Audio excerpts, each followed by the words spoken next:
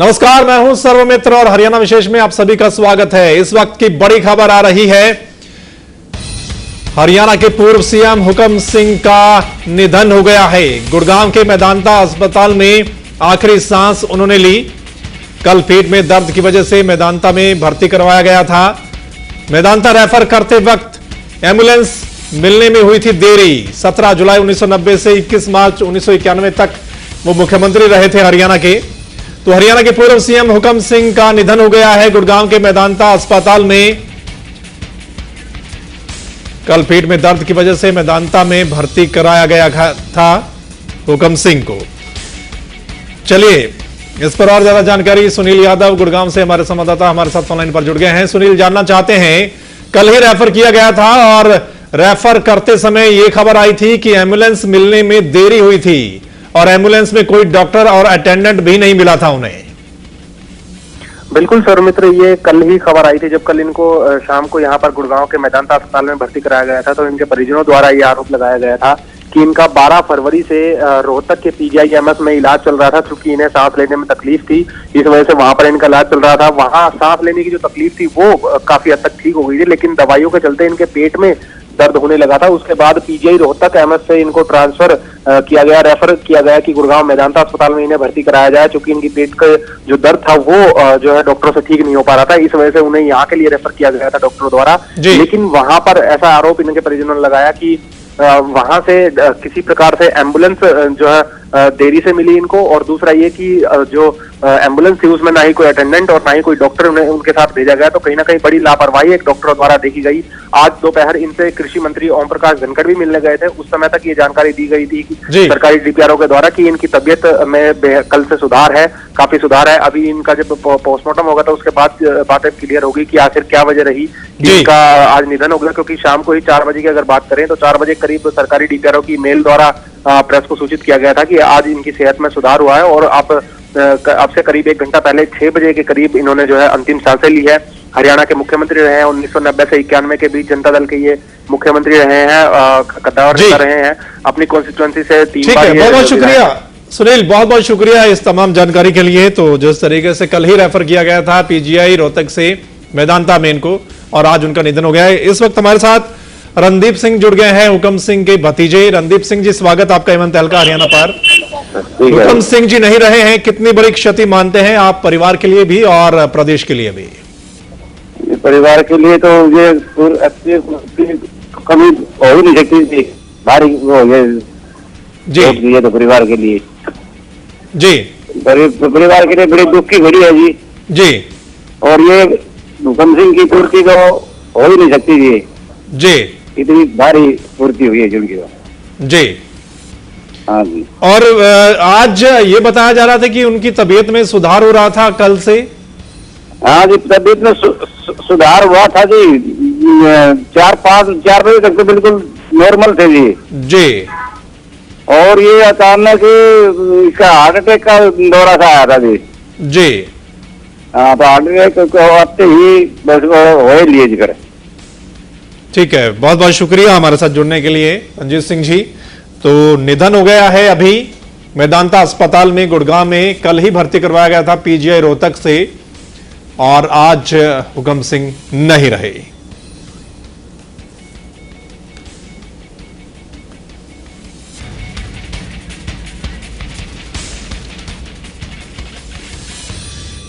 तो हुकम सिंह 248 दिन हरियाणा के मुख्यमंत्री रहे। 17 जुलाई 1990 से लेकर 21 मार्च 1991 तक वो हरियाणा के मुख्यमंत्री रहे थे। और अभी पेट में दर्द के चलते उनको भर्ती करवाया गया था। पीजीआई रोहतक में भर्ती थे पहले और कल ही उनको मेदांता में रेफर किया गया था। चलिए आगे बढ़ते हैं। हरियाणा विशेष में आज हम बात करेंगे प्रभु के पिटारे से जो निकला है उसमें ढूंढ रहे हैं हरियाणा वाले कि उनके लिए क्या है। रेल मंत्री सुरेश प्रभु ने आज रेल बजट पेश कर दिया। रेल किराए में बढ़ोतरी नहीं की गई और ना ही नई रेल लाइन की घोषणा की गई, ना ही नई ट्रेन की घोषणा। हालांकि माल भाड़ा बढ़ाया गया है जिससे महंगाई बढ़ेगी। रेल मंत्री ने रेल बजट में 4 लक्ष्य निर्धारित किए हैं। यात्रियों को सुविधाएं देना, सुरक्षा देना, रेलवे की क्षमता बढ़ाना और रेलवे को आत्मनिर्भर बनाना, इसके लिए साझेदारी बनाना और अतिरिक्त साधन जुटाए जाएंगे। बजट से पहले हरियाणा सरकार और हरियाणा के लोगों को काफी उम्मीद थी कि सुरेश प्रभु हरियाणा से राज्यसभा में पहुंचे हैं तो ऐसे में हरियाणा के लिए कुछ खास हो सकता है, लेकिन ऐसा हुआ नहीं है। स्पेसिफिक किसी राज्य के लिए ऐसी कोई घोषणा नहीं की गई है। इस चर्चा में हम समझने की कोशिश करेंगे कि क्या यह हवाई बजट है या फिर नई ट्रेन की घोषणा ना कर क्या पहले वाली घोषणाओं को अमली जामा पहनाया जाएगा। Expenditure for year 2015-16 for the Indian Railways. तरीके से जुमलों के ऊपर आधारित रेल का बजट है। रेल मंत्री जी को हरियाणा का हित का ध्यान रखना चाहिए। तो चर्चा शुरू करने से पहले आपको मुख्य मुख्य बातें दिखा देते हैं जो रेल मंत्री सुरेश प्रभु के पिटारे से निकली हैं। For year 2015-16 for the Indian Railways. Lok Sabha में रेल मंत्री सुरेश प्रभु ने मोदी सरकार में अपना पहला रेल बजट पेश किया। रेल बजट में क्या कुछ खास है वो आपको बताते हैं। रेल मंत्री सुरेश प्रभु ने बताया कि यात्री किराए में कोई इजाफा नहीं होगा। 108 रेलवे स्टेशनों पर ई कैटरिंग और पीने के पानी के लिए वाटर वेडिंग मशीनों की सुविधा दी जाएगी। इसके साथ ही हिंदी और अंग्रेजी भाषा के अलावा दूसरी भाषाओं में भी IRCTC से ई टिकट मिलेगा। वहीं साधारण कोच में सफर करने वाले यात्रियों के लिए भी इस बार सुविधा दी गई है कि बिना रिजर्वेशन का टिकट स्मार्टफोन पर भी मिलेगा और इस टिकट को लेने में 5 मिनट से ज्यादा का वक्त नहीं लगेगा। इस बार के रेल बजट में रेल मंत्री ने बताया कि 1 मार्च 2015 से उत्तर रेलवे में यात्रियों की समस्याओं के लिए हेल्पलाइन नंबर 138 शुरू किया जाएगा। वहीं इस रेल बजट में सुरक्षा के लिए भी प्रावधान किया गया है और इसके लिए 182 नंबर दिया गया है जो कि टोल फ्री होगा। वहीं वरिष्ठ नागरिकों को लोअर बर्थ मिलने की सुविधा इस बार के रेल बजट में दी गई है। रेलवे के विद्युतीकरण में पिछले साल के मुकाबले 1330% की बढ़ोतरी की गई है। इस रेल बजट में रेलवे रिजर्वेशन टिकट की समय सीमा बढ़ाई गई है। अब रेल यात्री 4 महीने पहले ही अपना रिजर्वेशन करवा सकेंगे। वहीं 10 स्टेशनों पर सैटेलाइट रेल टर्मिनल की सुविधा दी जाएगी। मालगाड़ियों की रफ्तार में इजाफा किया जाएगा। वहीं 9 रेल गलियारों की रफ्तार 110 से 130 किलोमीटर प्रति घंटा से बढ़ाकर 160 से 200 किलोमीटर प्रति घंटा करने का प्रस्ताव इस बार के रेल बजट में रखा गया है। साथ ही रेल मंत्री ने बताया कि इस बार के रेल बजट में करीब 96,000 करोड़ रुपए की लागत के 77 नए प्रोजेक्ट शुरू किए जाने का प्रावधान किया गया है। अगले वित्तीय बजट में 970 रेलवे अंडरब्रिज और रेलवे ओवरब्रिज के निर्माण का प्रस्ताव भी रखा गया है। बिना गार्ड के रेलवे फाटक पर ऑडियो विजुअल चेतावनी की व्यवस्था पर काम करने का प्रावधान भी इस रेल बजट में रखा गया है।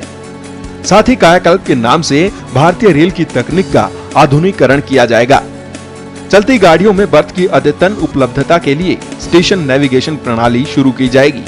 वहीं रेल हादसों पर लगाम लगाने के लिए मानव रहित रेलवे क्रॉसिंग पर सुरक्षा को बढ़ाने के लिए ISRO, RDSO, IIT कानपुर की मदद ली जाएगी। वहीं IIT BHU में मदन मोहन मालवीय के नाम से रेल तकनीक पर 4 रिसर्च केंद्र बनेंगे। ब्यूरो रिपोर्ट एवं तहलका हरियाणा।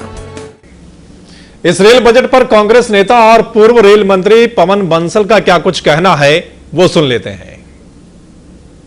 ये पारदर्शिता से परे हटके है, मैं सिर्फ इतना कहूंगा इज्जत के साथ। लेकिन फ्यूल कंपोनेंट के हिसाब से भी 20% तो कम हो जाने थे। अब तक वो 20% कम नहीं किए। अगर नहीं करते तो खुल के आते, स्पष्ट अपफ्रंट लोगों को कहते कि ये 20% कम होना था, वो मैं वहां कम कर रहा हूं लेकिन किराया बढ़ा रहा हूं क्योंकि मुझे इतने पैसे और ज्यादा चाहिए आपको बेहतर सुविधाएं देने के लिए। वो नहीं कहा, ये कह दिया कि किराया नहीं बढ़ा रहे। कांग्रेस के प्रदेश अध्यक्ष अशोक तंवर ने रेल बजट को देश के लिए दुर्भाग्यपूर्ण करार देते हुए कहा कि यह केवल जुमला साबित हुआ है। जो रेल बजट आया है पूरी तरीके से मैं समझता हूं कि जो देश का जनमानस था, आम आदमी, किसान, मजदूर, जो भी व्यापारी है, मैं समझता हूं कि सबको बहुत उम्मीदें थी और पिछले अगर उठा करके देखें तो बहुत हाइप बनाया गया था कि इस रेल बजट में एकदम कोई आमूलचूल परिवर्तन रेल में होगा, रेल का मॉडर्नाइजेशन होगा और तमाम तरह की चीज़ें होंगी, नई ट्रेनों की घोषणाएं होंगी। लेकिन इस तरह का कोई भी चीज़ मैं समझता हूँ कि नहीं आई, ना नई ट्रेन चली है, ना रेल के किराए भाड़े में कमी आई है। वहीं इनेलो प्रदेश अध्यक्ष अशोक अरोड़ा को भी सुन लेते हैं, उन्होंने क्या कुछ कहा है इस रेल बजट के बारे में। प्रदेश के लोगों को आस इसलिए ज्यादा थी कि हमारे यहाँ से राज्यसभा के सांसद बने हुए जो आज देश के रेल मंत्री हैं, परंतु उन्होंने जितना निराश किया इतना शायद पहले किसी ने नहीं किया। पुरानी घोषणाएं कांग्रेस पार्टी के समय हुई थी, कम से कम कांग्रेस पार्टी घोषणा करके तो लोगों को मन बहला लेती थी, इन्होंने तो वो भी नहीं करा और इसकी हम बहुत निंदा करते हैं। वहीं प्रदेश के स्वास्थ्य और खेल मंत्री अनिल विज ने रेल बजट की तारीफ की है। आम आदमी का बजट पेश किया गया, इसमें बड़ी बड़ी घोषणाएं नहीं की गई, लेकिन जो कुछ है उसको सुधारने की कोशिश की गई है। पैसेंजर्स को सुविधाएं देने की कोशिश की गई है, सिक्योरिटी पर ध्यान दिया गया है। पहली बार लग रहा है कि कोई मंत्री आम यात्रियों की चिंता कर। तो कई सालों बाद ऐसी कोई घोषणा नई ट्रेन की, नई रेल लाइन की इसमें नहीं की गई है। और हालांकि बहुत सारी बातें की गई हैं, किस तरीके से सुरक्षा को आगे बढ़ाया जाएगा, आत्मनिर्भर बनाना है, ये सब बातें कही गई हैं। लेकिन बहुत सारी उम्मीदें थी, कल भी हमने ये चर्चा की थी, क्योंकि हरियाणा से चुनकर गए हैं, हरियाणा से वो बने हैं, राज्यसभा के सदस्य बने हैं। ऐसे में हरियाणा को बहुत ज्यादा उम्मीद थी इस बारे में, सरकार को भी और आम जनता को भी। सरकार ने भी बहुत कुछ लिखकर भेजा था उन्हें कि ये हरियाणा को मिलना चाहिए, लेकिन ऐसा कुछ हुआ नहीं है। इसी पर चर्चा करेंगे और इस चर्चा में मेरे साथ जो मेहमान शामिल हैं, अशोक शेरवाल जी हैं मेरे साथ, इनेलो के प्रवक्ता हैं, मेरे साथ वीर कुमार यादव जी बीजेपी के प्रवक्ता हैं, फोन पर मौजूद रहेंगे। कृष्णमूर्ति हुड्डा साहब कांग्रेस के प्रवक्ता हैं, फोन लाइन पर मौजूद रहेंगे। डॉक्टर सुरेंद्र धीमान जी हैं, कार्यकारी संपादक एवं तहलका हरियाणा के। कल भी यही मेहमान हमारे साथ थे और चर्चा हम कर रहे थे, आज भी वही मेहमान है। हम उस चर्चा को और आगे बढ़ाएंगे, बजट से पहले और बजट के बाद क्या मिला है, क्या उम्मीद की जा रही थी।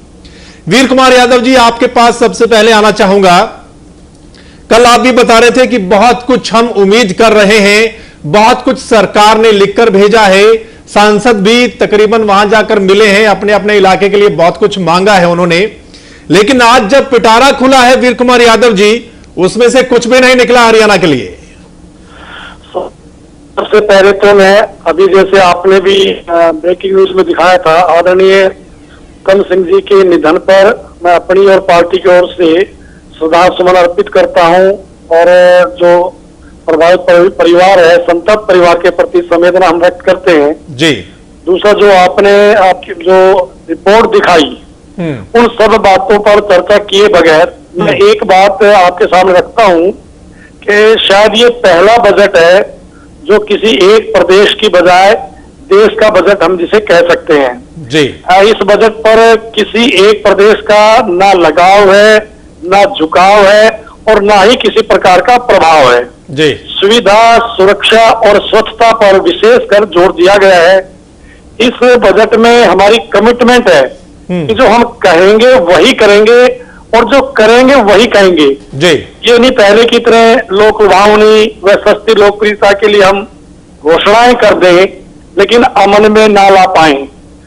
अगर आप देखें तो पिछले 10 सालों में जिस प्रकार से लगभग 1 दर्जन घोषणाएं तो हुई थी जी, वो नई रेल लाइन की थी, नई ट्रेन की थी, दोहरीकरण की थी, इलेक्ट्रिफिकेशन की थी जी। अगर 1, 2, 3 को छोड़ दें तो लगभग वो सारी घोषणा की घोषणा रही जी। और मैं तो ये भी कहूंगा कि हमारे माननीय पूर्व मुख्यमंत्री हुड्डा साहब, उनके यानी सांसद पुत्र, उनकी जो अति महत्वाकांक्षी जो योजना थी रोहतक पानीपत रेलवे बाईपास जी, वो भी यानी मात्र घोषणा बनकर रह गई थी। तो हमारा कहना यह है कि रेल किराया ना बढ़ाकर और सुविधा देकर, चाहे वो 4 महीने पहले आरक्षण की बात हो, महिला सुरक्षा के लिए सीसीटीवी कैमरे की बात हो, स्वच्छता की बात हो, भोजन पानी सस्ते और स्वच्छ की बात हो, ठीक है। तो एक टिकटों में बहुत बड़ी कालाबाजारी होती थी, उस पर रोक लगाने की दृष्टि से एक अच्छे कदम उठाने की बात हो, ठीक है। मानव रहित फाटकों की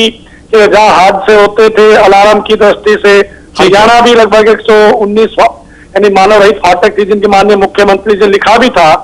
और जो शिकायत हेतु जो हेल्पलाइन की बात है उसके लिए एक नंबर दिया गया, ठीक है। मैं समझता हूँ कि काफी इस प्रकार का है कि रेल में सुरक्षा सुविधा हो, स्वच्छता हो और यात्री की भांति चले और बहुत सी बातें करना और फिर उन पर अमल ना करना, इसके बजाय जो बहुत सी चीजें अभी करने की हैं, तो मैं समझता हूँ उस दिशा में कदम बढ़ाया गया है और बहुत अच्छा बजट है। और किसी भी प्रदेश के लिए नई ट्रेन, नई लाइन की घोषणा नहीं हुई है, इसलिए इसमें हमें निराश होने की आवश्यकता नहीं कि हरियाणा में नहीं हुई, कहीं भी नहीं हुई।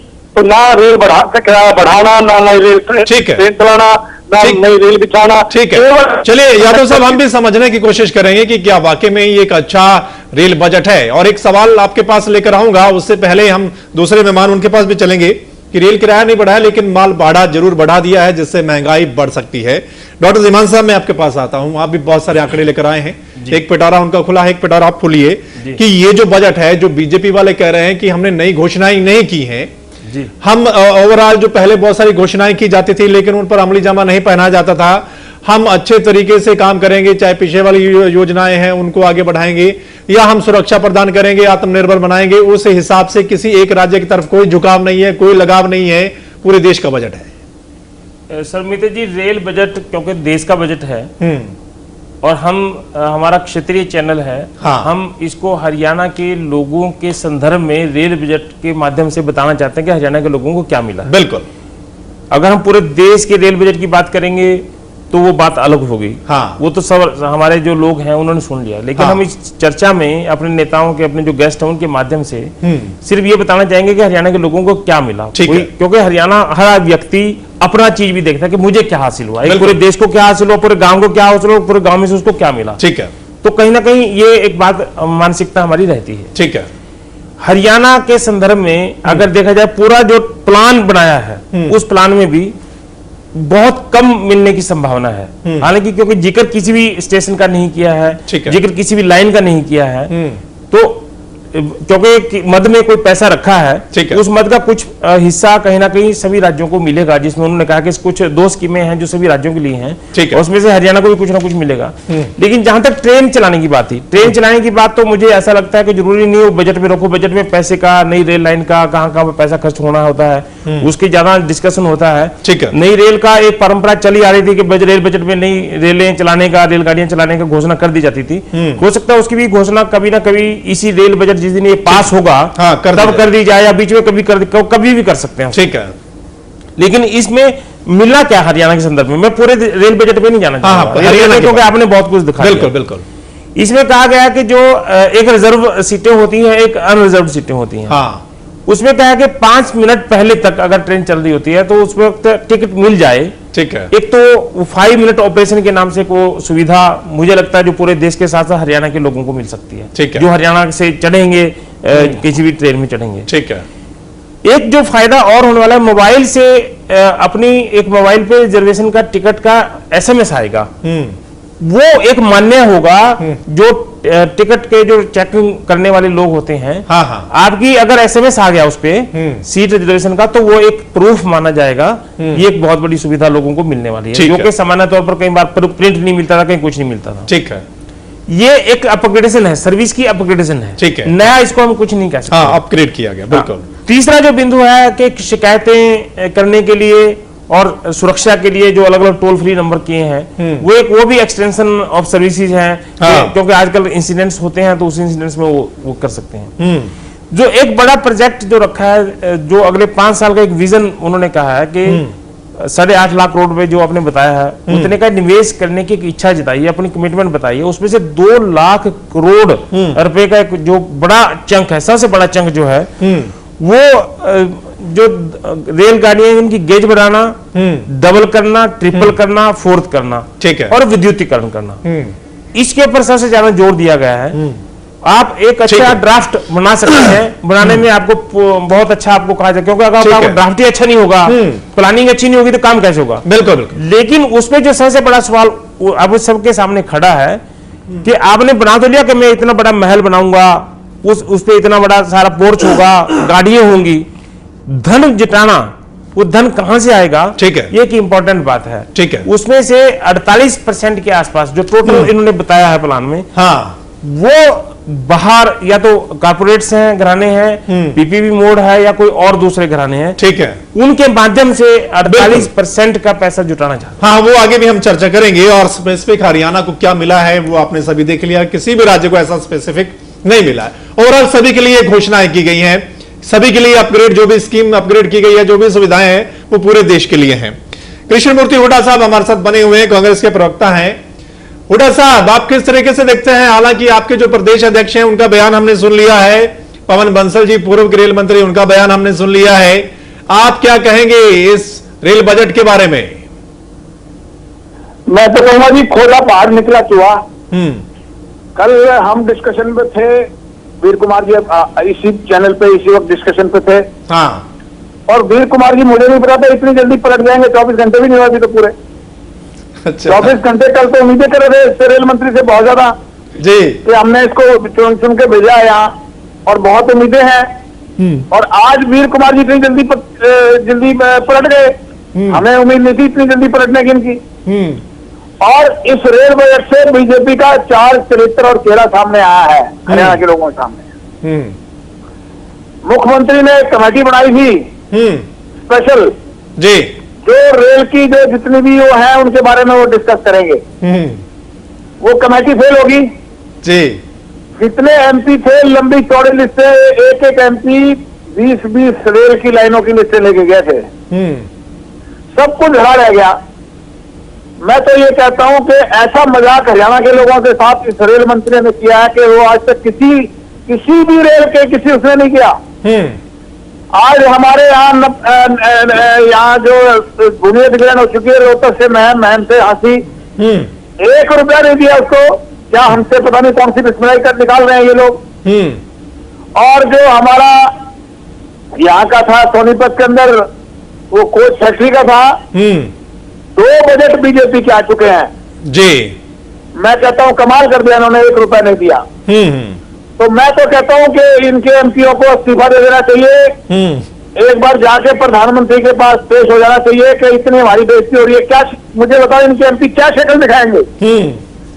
और ये वीर कुमार जी कह रहे हैं कांग्रेस के बारे में ये घोषणाएं होती थी। मैं वीर कुमार जी से कहता हूँ, आप तो कई बार उस ट्रेन में बैठ के आए होंगे जो हमने ट्रेन चलाई थी रेवाड़ी से झज्जर और झज्जर से रोहतक। हाँ। आप तो उसमें कई बार बैठ के आए होंगे। और हमने सोनीपत से गोहाना और गोहाना से जींद 90% काम हो गया है। उसके लिए भी 1 रुपया नहीं दिया इन्होंने। और जो मजाक हमारा उड़ा है, हमें तो सोचा कि ये हरियाणा का नमक खा के गया है रेल मंत्री। ठीक है, हरियाणा के लोगों का बड़ा एहसान होगा इसके ऊपर। ठीक है, यहाँ से चुन के भेजा हमने इस रेल मंत्री को। ठीक है, लेकिन ऐसा काम कर दिया हमारे साथ कि हरियाणा के मेंबर पार्लियामेंट लोगों को शक्ल नहीं दिखा सकते। ठीक है, किस मुंह से जाएंगे? मेरी सभी एमपीओं से एक दरखास्त है, बीजेपी के एमपी हैं, ठीक है, कि हमको प्राइम मिनिस्टर से मिलना चाहिए। ठीक है, और मिलकर कहा चाहिए भाई बहुत बेइज्जती हो चुकी हमारी, क्या शक्ल दिखाए लोगों के सामने। ठीक है, चलिए इन सब बातों का जवाब तो वीर कुमार यादव साहब देंगे, उनके पास हम जाएंगे। उससे पहले अशोक शेरवाल जी हमारे साथ बने हुए हैं, इनेलो के प्रवक्ता हैं। शेरवाल साहब, आपके अध्यक्ष ने कहा कि कांग्रेस घोषणाएं करके लोगों को खुश तो कर देती थी, इन्होंने तो वो भी नहीं किया। आप किस तरीके से देखते हैं इसको कि बीजेपी का कहना है कि हम मात्र घोषणाएं नहीं करना चाहते हैं, हम काम करना चाहते हैं, और कांग्रेस ने सिर्फ घोषणाएं की थी। आपका क्या कहना है इस बजट के बारे में? देखिए, निश्चित तौर पर जो भी हमारे आदरणीय प्रदेशाध्यक्ष ने बोली है बिल्कुल दुरुस्त बोली है, क्योंकि हर बजट में कुछ ना कुछ घोषणाएं हुई हैं, काम भी हुए हैं कुछ बहुत थोड़े बहुत। लेकिन जो हालात आज पैदा हुए हैं, आज का जो बजट है, इसके ऊपर यदि हम देखें नजर दौड़ाएं, तो हरियाणा प्रदेश की जनता के साथ जो बेइंसाफी हुई है, मेरे ख्याल से किसी के साथ नहीं हुई है। अभी वीर कुमार जी को मैं सुन रहा था, हमारे बड़े मित्र हैं, आदरणीय हैं और सीनियर नेता हैं भाजपा के। उन्होंने कहा अब कहीं पर भी किसी स्टेट की तरफ झुकाव नहीं रहा है माननीय मंत्री जी का। हाँ। लेकिन मैं उनके संज्ञान में डालना चाहता हूं कि झुकाव रहा है। ठीक है। उनका मोह महाराष्ट्र से नहीं गया टूटा है। चुने गए हरियाणा से। हाँ। हरियाणा में कुछ भी एक पाई भी लाने का काम नहीं किया है। और महाराष्ट्र, लेकिन महाराष्ट्र के अंदर एसी कोच लगाने का काम कर दिया। कहते एसी में सफर करेंगे सभी के सब, चाहे लोकल ट्रेन भी एसी होंगी सभी के सब। क्या ये झुकाव नहीं है? क्या ये प्यार नहीं झलकता महाराष्ट्र के लिए? तो मैं कहना चाहता हूं कि जिस प्रकार से अभी हमारे बीच में आदरणीय पूर्व मंत्री जी बोल रहे थे, हुड्डा साहब, बहुत बड़े विस्तार से बोला है। बड़े उम्मीदें थी हरियाणा की जनता को कि यहाँ से मंत्री बन करके गए हैं, यहाँ के राज्यसभा में चुन करके गए हैं, जो कम से कम जो बेरोजगारी के संसाधन यानी कि जुटने चाहिए थे। कोई रेल कोच फैक्ट्री के बारे में कोई भी प्रावधान नहीं किया गया है। बॉटलिंग प्लांट हरियाणा के लिए अलॉट हुआ तो उसके लिए कोई प्रावधान नहीं है। वॉशिंग यार्ड लगना था उसके लिए कोई प्रावधान नहीं है। और खास तौर से मैं कहना चाहता हूं, हमारे आदरणीय संसद महोदय हैं रतनलाल कटारिया जी, वो हमेशा पिछले 10 साल से कांग्रेस को कोसते आ रहे थे कि हमारा रेलवे ट्रैक नहीं बना है, रेलवे ट्रैक नहीं बना है। यमुनानगर से वाया सढौरा चंडीगढ़ हर बार। और कल भी मैं टेलीविजन पे यहीं से टेलीविजन से सुन रहा था।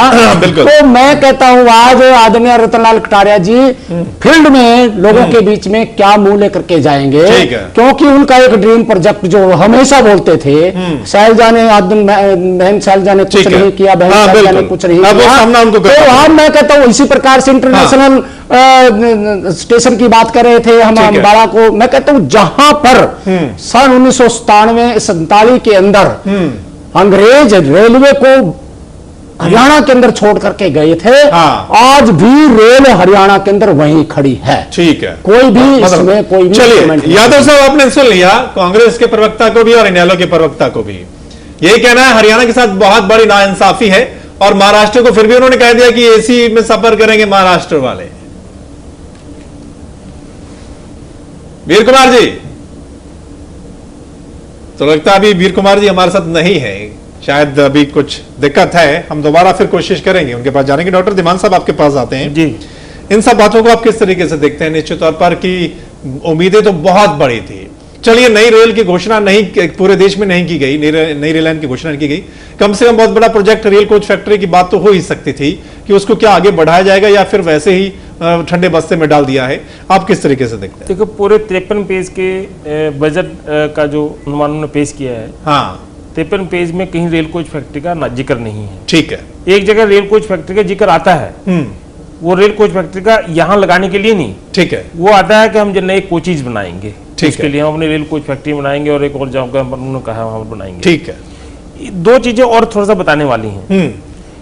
इस वक्त 2 करोड़ 10 लाख लोग डेली सफर करते हैं रेल में। ठीक है, बीजेपी ने कहा है कि हमारा टारगेट है कि 3 करोड़ लोग सफर करें। ठीक है, 3 करोड़ लोग सफर करें। और एक और जो जैसे सेरवाल जी ने भी कहा, इस वक्त जो रेलवे ट्रैक हमारे पास रेलवे लाइन है वो 1,44,000 किलोमीटर है। ओके, तो ये चाहते हैं, ये इनका ये टारगेट रखा है इन्होंने कि ये लाइनें 24,000 किलोमीटर की लाइनें और बढ़ा दें और हमारे पास रेलवे का नेटवर्क है वो 1,38,000 किलोमीटर हो जाए। ठीक है, ये 2 बातें इन्होंने टारगेट में रखी है। ठीक है, एक और इशू बीच में आया था थोड़ा, इस साल जो इन्होंने अपना टारगेट रखा है 1200 किलोमीटर रेलवे लाइन को डबल या ट्रिपल या 4 लाइन, अच्छा, वो करना है। 8,686 करोड़ रुपए मंजूर किए इसी बजट में मंजूर। ठीक है, अब ये डबल हरियाणा में इसमें से कितना 10 किलोमीटर या 5 किलोमीटर या एक भी नहीं है, कितना इसकी जानकारी नहीं। ठीक है, वैसे इन्होंने अपना लक्ष्य रखा कि 7,000 किलोमीटर को हमने या तो डबल गेज करना है या फिर ट्रिपल करना है या फिर 4th करना है। ठीक है, एक तो ये इशू रखा है। ओके, और एक जो टोटल इन्होंने रखा कि 70 प्रोजेक्ट हमने मंजूर किए हैं वो 9400 किलोमीटर के 9,400 किलोमीटर के हैं। ठीक है, 96,182 करोड़ रुपए उस पर खर्च होंगे और जिसमें डबल ट्रिपल भी होगा और विद्युतीकरण भी होगा। ठीक है, आपने बहुत अच्छा लिख लिया। हाँ, इसमें कोई शक नहीं, इसमें अगर लिखने के नंबर देना तो बहुत अच्छे नंबर है। हाँ, लेकिन जब इंप्लीमेंटेशन की बात आएगी तो उसमें कहते हैं हमारे पास सिर्फ 16 या 17% पैसा बचता है, बाकी तो हमारा ऐसे ही खर्च हो जा रहा है उसमें। ठीक है, तो रेलवे को एक अच्छा नया लुक देने के लिए बहुत अच्छी तरीके से इन्होंने योजना बनाई है। हरियाणा को उसमें से लगभग कुछ भी नहीं मिलने वाला है। ठीक है, वीर कुमार यादव जी हमारे साथ जुड़ गए हैं। यादव साहब, आपने सुना हुड्डा साहब को और अशोक शेरवाल साहब को भी, हरियाणा को बहुत सारी उम्मीदें लेकिन बेशक आपने पूरे देश में नई रेल या रेल लाइन नहीं दी है, कम से कम रेल कोच फैक्ट्री की बात तो हो सकती थी। एक जगह उन्होंने कहा हम नए कोचेस बनाएंगे, नए ये रेल कोच फैक्ट्री स्थापित करेंगे, लेकिन उसमें हरियाणा का कोई जिक्र नहीं है। देखिए, एक बात तो मैं बता दूं कि ये ठीक बात है, हरियाणा से संबंध रखते हैं, हरियाणा से निर्वाचित हुए हैं, स्वाभाविक रूप से हरियाणा के वासियों को निश्चित तौर पर ये अपेक्षा रहती है कि जो अपने सांसद होंगे और वो जो रेल मंत्री है निश्चित तौर पर हरियाणा कुछ देंगे या देना चाहिए, ये स्वाभाविक है। लेकिन क्योंकि उन्होंने जैसे पहले भी बताया कि ये देश जैसे किसी प्रदेश विशेष में कहीं कुछ उन्होंने इस प्रकार से दिया नहीं है, लेकिन मैं थोड़ा सा कृष्णमूर्ति हुड्डा जी की जानकारी के लिए मैं बता दूं कि पिछले ही बजट में, यूपीए के पिछले बजट में झज्जर से फर्रुखनगर रेलवे लाइन, उसके बाद आप ये देखिए दादरी से झज्जर, इधर से जगाधरी चंडीगढ़ वाया सडोरा, वो हम कल जिक्र कर चुके हैं यादव साहब। सुनो ना, अब 1 दर्जन जो रेलवे की घोषणाएं की थी आज वो लागू नहीं हुई। मैं समझता हूँ घोषणा करना उचित है या जो काम करे वो कहना उचित है, इसलिए हमारी जो विश्वास है वो कहने में नहीं है, करने में है। अभी जो डॉक्टर धीमांजी ने बताया, वास्तव में देखिए इसमें यात्री की सुविधा पर विशेष ध्यान दिया गया है, चाहे वाईफाई की बात हो, चाहे ई कैटरिंग की बात हो, चाहे विकलांग के लिए व्हील चेयर की बात हो, गर्भवती के लिए फ्लोर की बात हो, यानी एक तो ये विशेष। दूसरा, इसमें निवेश के लिए एक बहुत अवसर प्रदान किए जाएंगे, निवेश जब होगा तो रोजगार भी बढ़ेंगे। और इंफ्रास्ट्रक्चर की दृष्टि से जैसे कोच फैक्ट्री की बात आई, ये ठीक है कि उन्होंने ये नहीं बताया कि हरियाणा में नहीं लगेगी या कहाँ लगेगी, लेकिन कोच फैक्ट्री लगेगी। प्राइवेटाइजेशन की दृष्टि से नहीं, लेकिन कुछ इसमें यानी पीपीपी की दृष्टि से इन्वेस्टमेंट अच्छा हो, इस दिशा में ध्यान दिया गया है। देखिए, सस्ती लोकप्रियता के लिए और केवल घोषणाएं हम कर देंगे वो उचित नहीं है। हाँ, अगर हमारे माननीय मंत्री जी किसी एक प्रदेश के लिए नई रेल लाइन शुरू करते, रेलवे नई रेल लाइन का सर्वे की घोषणा करते, नई किसी एक प्रदेश में ट्रेन की बात करते और फिर हमें कुछ नहीं मिलता तो शायद हमें पीड़ा होती कि देखिए हमें नजरअंदाज कर दिया गया। ठीक है, लेकिन कहीं भी कोई नई ट्रेन नहीं है, कहीं नई रेलवे लाइन नहीं है, कहीं भी किस प्रकार की कोई लोक लुभावनी घोषणा किसी भी प्रदेश की नहीं है। जो अभी हमारे आदरणीय शेरवाल जी कह रहे थे, हमारे मित्र, ठीक है, उन्होंने ये भी कहा कि साधारण जो कोचेज है उनमें बढ़ोतरी होगी, सभी स्टेट्स में सभी ट्रेन में होंगी।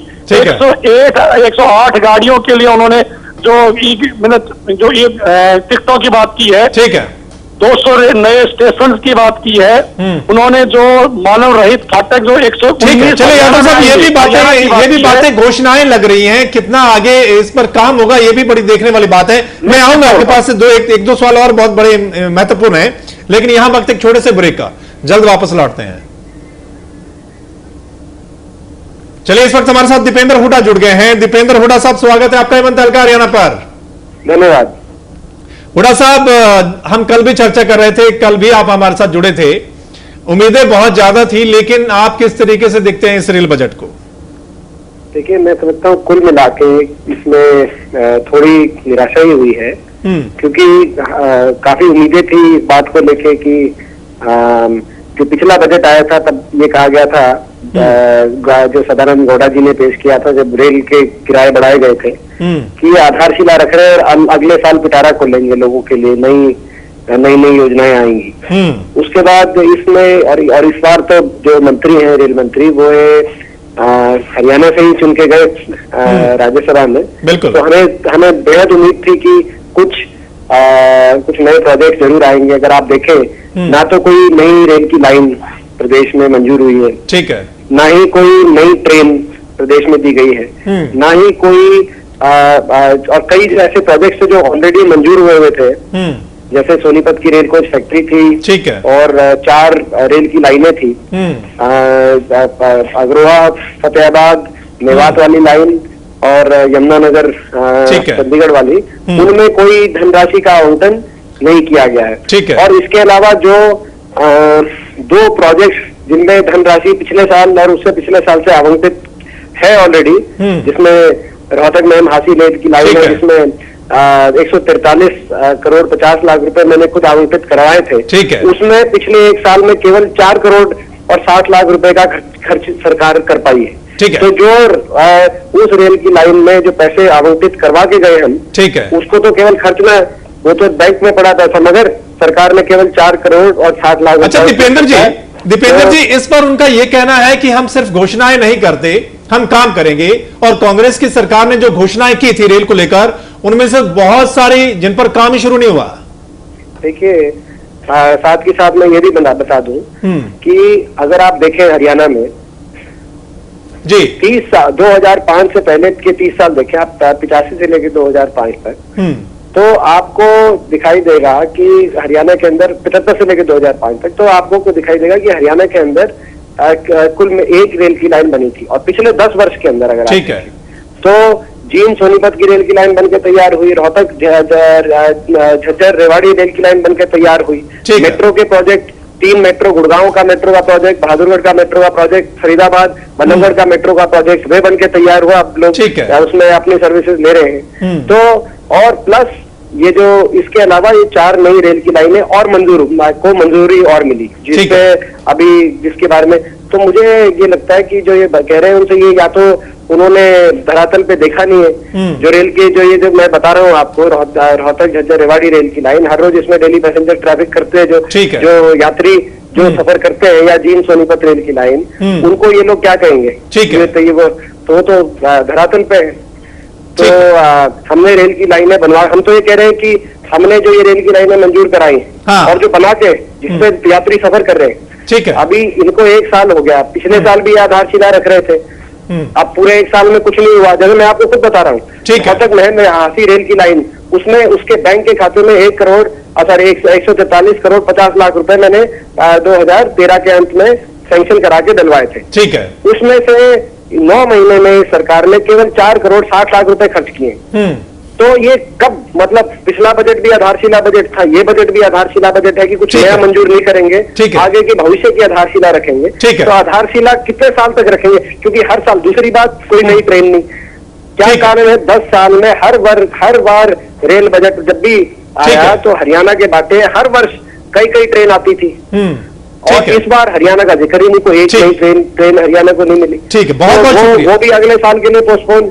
तो मैं समझता हूँ कि इस बात को लेके जरूर सरकार को सोचना चाहिए। ठीक है, कुछ कई ऐसी बातें हैं जो अच्छी भी उन्होंने प्रयास अपना कहा है, जो है इंफ्रास्ट्रक्चर की इम्प्रूवमेंट होगी, कस्टमर सर्विस इत्यादि की, क्योंकि उनकी ठीक सोच है और उनका हम स्वागत भी करते हैं, ऐसा नहीं। मगर हरियाणा के बातें कुछ नहीं आया, उस बात को लेकर जरूर निराशा हुई है।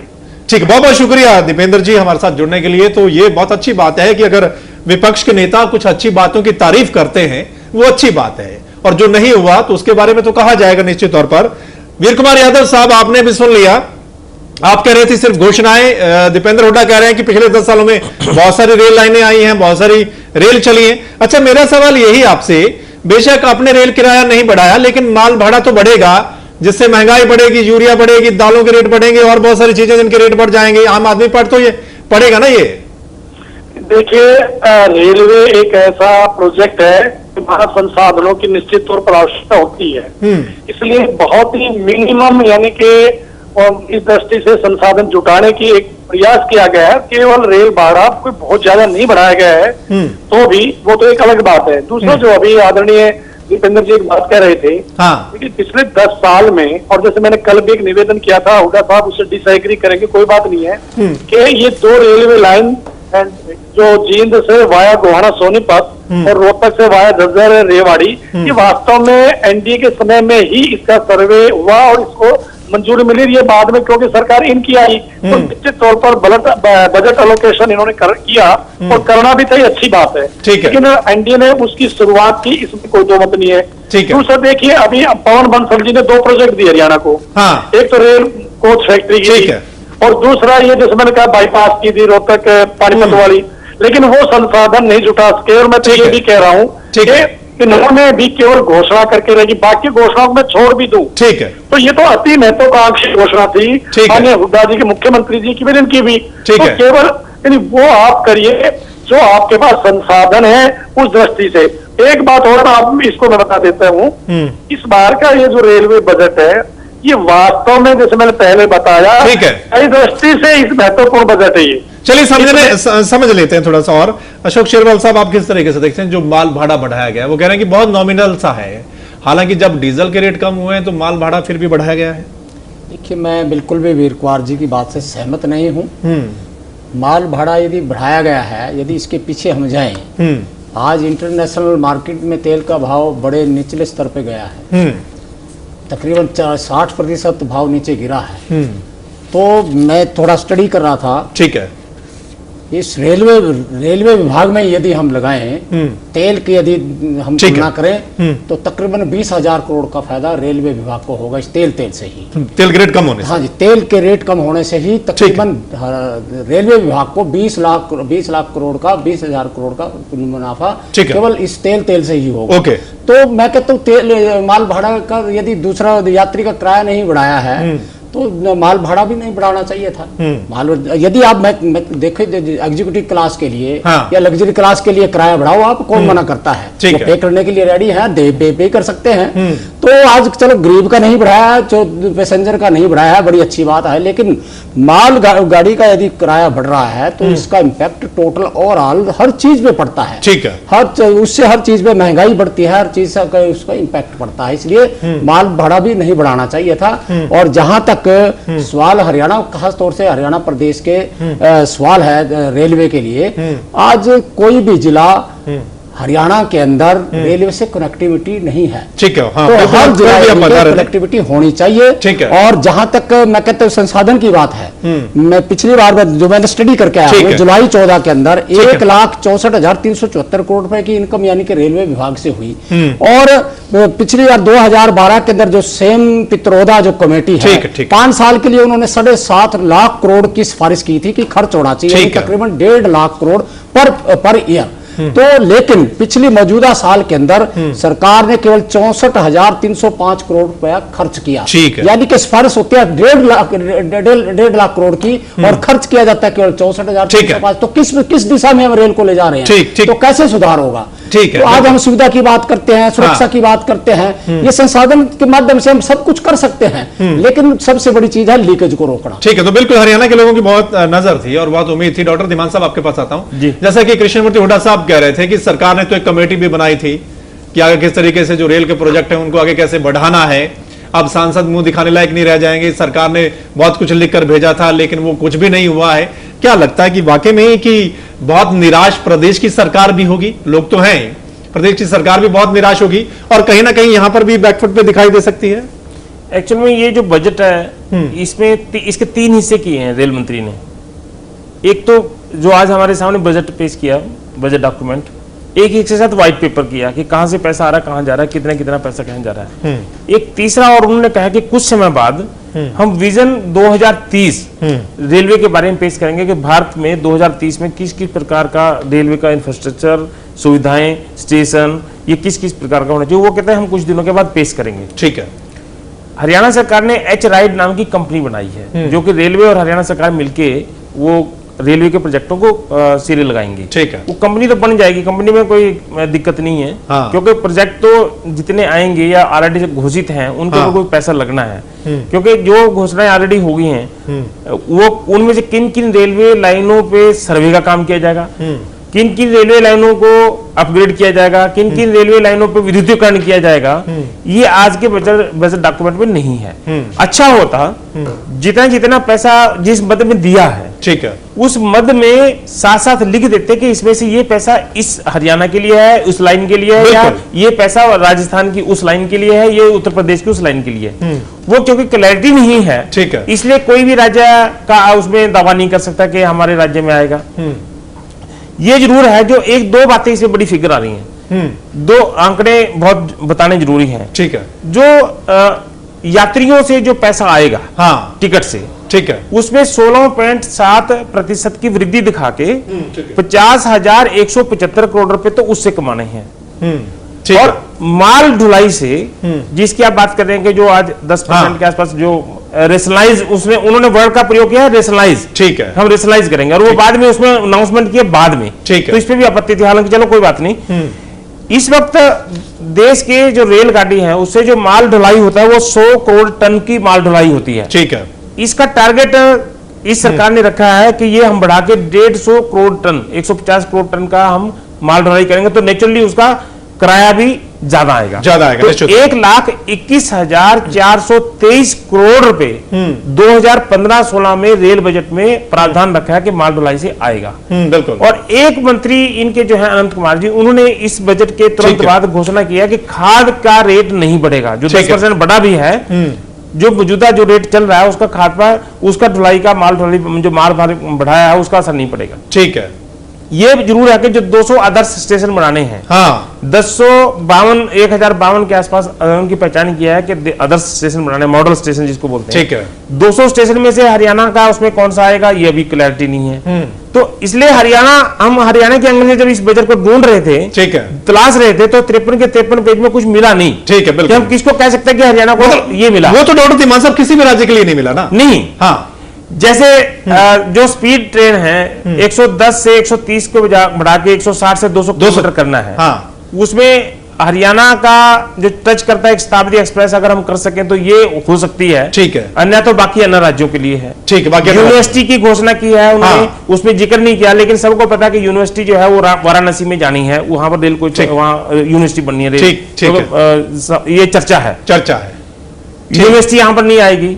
जो रिसर्च सेंटर बनने हैं 4, वो भी हरियाणा में नहीं आने वाले हैं। ठीक है। क्योंकि हरियाणा में रेल से संबंधित कोई ऐसा संस्थान नहीं जहां पर रिसर्च की। ठीक है। हाँ, चलो कल ऐसे वो बातें हम उसमें तलाश सकते हैं, कुछ बातें बिंदुओं से तलाश सकते हैं कि हरियाणा में उसमें क्या क्या आ सकता है, क्या आ सकता है और क्या क्या नहीं आ सकता, मिलेगा निश्चित तौर पर। अभी कुछ नहीं मिल रहा है। कृष्ण मूर्ति हुड्डा साहब, आपको नहीं लगता कि अगर हम रेलवे को चीन के बराबर, जापान के बराबर करना चाहते हैं तो बहुत सारा पैसा चाहिए, और कहीं ना कहीं बीजेपी उस ओर देख रही है, एफडीआई की ओर, या दूसरा कैसे पीपीपी मोड से पैसा को इन्वेस्ट करवाया जाए, तो ये सब बातें होनी चाहिए। आपको नहीं लगता कि ये अच्छी सोच भी है कि पहले और घोषणाएं करने की बजाय जो पहले घोषणाएं की हुई हैं, या कम से कम लोगों को सुविधा और सुरक्षा दी जाए रेलवे में? देखिए, मोदी जी ने बहुत लंबी चौड़े लोगों को लॉलीपॉप दिए हुए हैं कि देश में बुलेट ट्रेन चलाएंगे जो कि 65,000 करोड़ से कम आएगी जी। और सबसे बड़ी बात है, मैंने कल भी कहा था, आज भी मैं कह रहा हूं कि जो हमारा सोनीपत का कोच फैक्ट्री का मामला, वो मोदी जी अपने यहां लेके जाएंगे, 100% लेके जाएंगे जी। और जिस प्रकार से इन्होंने, मुख्यमंत्री ने स्वयं अपने चुनाव क्षेत्र करनाल से और यमुनानगर की रेल मांगी थी और खुद जाके मिलके आए थे सुरेश प्रभु को जी। आज उस पर भी कोई उन्होंने नहीं किया। और ये जो कहा है कि पूरे भाषण में एक बार भी हरियाणा का जिक्र नहीं किया, इससे बड़ा मजाक हरियाणा के लोगों के साथ क्या हो सकता है? मैंने कल कहा था कुछ यहाँ से लाखों लोग दिल्ली पैसेंजर है हरियाणा के, क्योंकि हरियाणा 3 तरफ से है, बिल्कुल लगा हुआ है। ठीक है। एक भी ट्रेन दिल्ली पैसेंजर के लिए नहीं इन्होंने करी। और वीर कुमार जी सत्य बोल रहे हैं, कल भी मैंने कहा था। एनडीए के राज में रोहतक, झज्जर और रेवाड़ी के लिए 1 रुपया भी अगर एनडीए के राज में आया हो तो मैं मान जाऊंगा, इनको ये बता दे मुझे। ठीक है। 1 रुपया आया है। ठीक है। चलिए, वीर कुमार, लोगों को बरगला के जिस प्रकार से भारतीय जनता पार्टी ने खेल खेला है, ठीक है, आज इनकी सच्चाई मिल गई है सबके सामने। ठीक है। अगर इनके एमपीओ ने कल अगर प्रधानमंत्री को धमकी नहीं दी इस्तीफे की, तो ये लोग मुंह नहीं दिखा पाएंगे।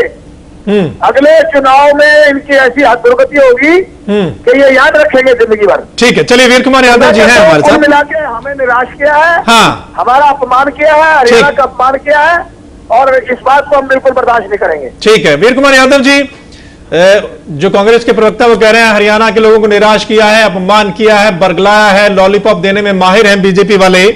उनका यह भी कहना है कि जितनी मांग हरियाणा की ओर से रखी गई कुछ भी नहीं हुआ, तो ऐसे में सरकार को निराशा तो होगी, कम से कम माफी मांगनी चाहिए सरकार को और सांसदों को। देखिए, अब कांग्रेस वाले से तो हमें सर्टिफिकेट की आवश्यकता है नहीं। लोकतंत्र में जनादेश जो है वो सर्वप्रिय होता है, और मैं समझता हूँ वही महत्वपूर्ण होता है। और ये चलो चुनाव भी बहुत दूर है, कुछ ना कुछ परमात्मा के भरोसे ये कुछ उम्मीद बनाकर रखेंगे तो जी लेंगे। 4 साल तक करेंगे, कैसे दिन काटेंगे, इसलिए कोई बात नहीं। मुझे पूरी सहानुभूति है, विशेषकर कांग्रेस के लिए भी और हुड्डा साहब के लिए तो विशेषकर। चलिए, मैं दूसरे बिंदु पर आता हूँ। अभी जो एक बात आपने ध्यान दी होगी, जो कह रहे थे सांसदों ने, इस बार माननीय मंत्री ने एक बात विशेष तौर पर कही है कि ये जरूरी नहीं कि रेल बजट के दौरान ही नई रेल की घोषणा की जाए नई ट्रेन की घोषणा की जाए। यानी ये आप देखेंगे जब चर्चा होगी, बहस होगी। और मैं आज भी एक बात बड़े विश्वास के साथ कह सकता हूँ कि इलेक्ट्रिफिकेशन के लिए जो मतलब जिस मद में पैसा आया है, दोहरीकरण हो, नई ट्रेन की बात हो, नई रेल लाइन की बात हो, और ये जो चीजें, और एक जो बार बार कल भी रात से 100% कह रहे हैं, यानी मैं 100% कह सकता हूँ, देखिए राजनीतिक अनुभव के तौर पर, कि कोच फैक्ट्री के बारे में कोई चर्चा होती तो आज निश्चित तौर पर उस पर होती। कोच फैक्ट्री लगी है, ये ठीक है कि उसमें MOU भी नहीं पेश कर सके, लैंड एक्वायर भी नहीं कर सके, केवल एक चुनावी घोषणा करके, और उस प्रकार की हम नहीं करना चाहते थे। लेकिन दूसरी बात मैं आपको बताऊं, हरियाणा की दृष्टि से जितना भी यानी इसमें फंड का एलोकेशन हुआ है अलग अलग मदों में, आखिर वो जाएगा तो किसी न किसी स्टेट्स में, केवल एक स्टेट विशेष में। हाँ, ये मैं डॉक्टर धीमान की बात से सहमत हूँ कि रिसर्च सेंटर हरियाणा में नहीं है। जितने रिसर्च सेंटर्स खुलेंगे वो निश्चित तौर पर जहाँ इंस्टीट्यूट है, और ये भी मैं सहमत हूँ कि यूनिवर्सिटी की दृष्टि से देखिए हरियाणा में पहले से कुछ चीजें हैं, हो सकता है कि वो बनारस में चला जाए, तो बनारस भी इस देश का एक स्टेट है, हिस्सा है। लेकिन हरियाणा को वंचित रख दिया गया है और किसी और स्टेट को दे दिया गया है, ऐसा नहीं है। आप देखेंगे बाकी स्टेट के हिसाब से हरियाणा को भी निश्चित तौर पर मिलेगा, चाहे वो इलेक्ट्रिफाई की बात हो, चाहे दोहरीकरण की बात हो, नई रेल लाइन की बात हो, ट्रेन की बात हो। और ये परंपरा हो गई थी कि रेल बजट में ही इन प्रकार की घोषणाएं होती थी। लेकिन जब बजट यानी हमारे सांसद, हमारे ही नहीं, जब भी सांसद बहस में हिस्सा लेंगे, इस विषय को रखेंगे, तो माननीय मंत्री जी बाकायदा मंत्रालय उस चीज पर गौर करेंगे। और हरियाणा को जब बजट पास होगा तो आप देखेंगे कि हरियाणा वंचित रहने वाला नहीं है। ठीक है, हाँ, ये ठीक है कि आज किसी भी स्टेट को नहीं दिया तो हरियाणा को भी नहीं मिला। ठीक है, चलिए डॉक्टर धीमान साहब, जाते जाते एक सवाल आपसे कि बहुत लंबे समय से बात हो रही है FDI के माध्यम से, मतलब पैसा जुटाया जाएगा, रेलवे में FDI आनी चाहिए, क्या निश्चित तौर पर बीजेपी इस ओर बढ़ रही है?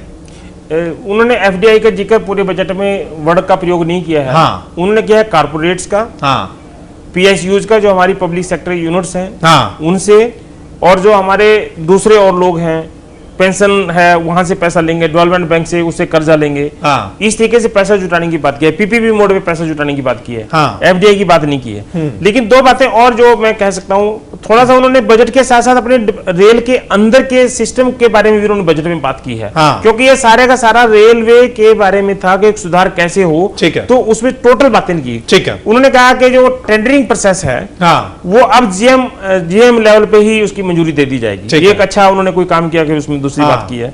एक उन्होंने कहा कि एक बड़ी अच्छी बात सांसदों को खुश करने के लिए भी हम कह सकते हैं कि लोगों को रेलवे के साथ जोड़ा जा सके ज्यादा से ज्यादा। मंडल स्तर पर एक कमेटी बनाई जिसमें MPs उसमें शामिल होंगे। ठीक है, तो इस तरीके की बातें, मतलब सर्विस वाली बातें की हैं उसमें। कुल मिला के, हाँ बिल्कुल, ढांचागत बात ज्यादा नहीं हुई। ठीक है, तो सर्विस वाली बातें ज्यादा हुई है, ढांचागत बात नहीं हुई है। और कोई नई रेल लाइन का जिक्र नहीं है, कोई नई रेल का जिक्र नहीं है। माल बढ़ा जरूर बढ़ेगा, रेल किराया नहीं बढ़ाया जाएगा, लेकिन आगे क्या होगा ये देखने वाली बात है। रेल किराए को हम दो विषय तरीके से देखते हैं। पिछले बार उन्होंने बढ़ा दिया था, हाँ, और इस बार जो घटना चाहिए तो घटाया नहीं है। हालांकि जो डीजल के रेट बहुत कम हो गए, लेकिन उन्होंने कहा कि क्योंकि बिजली से ज्यादा रेल चलती है, हाँ, हम दूसरे से बिजली के ऊपर ज्यादा आएंगे और सोलर के ऊपर अपना ध्यान केंद्रित करेंगे, अपना मेगावाट बिजली भी पैदा करेंगे। बिल्कुल, तो देखना होगा कि ये जो रेल बजट है, क्या वाकई में ही साफ सफाई होगी आने वाले दिनों में रेल में, और सुरक्षा, जिस तरीके से सुरक्षा की बात, सुविधा की बात है, ये सब बातें आने वाले दिनों में देखने को मिलेंगी। तभी पता चलेगा कि क्या वाकई में बीजेपी का ये प्लान सक्सेसफुल रहा है। सभी मेहमानों का बहुत बहुत शुक्रिया इस चर्चा में शामिल होने के लिए। इस खास चर्चा में इतना ही, लेकिन आप बने रहे मनता हल्का हरियाणा के साथ। Expenditure for year 2015-16 for the Indian Railways. तरीके से जुमलों के ऊपर आधारित रेल का बजट है। रेल मंत्री जी को हरियाणा का हित का ध्यान रखना चाहिए।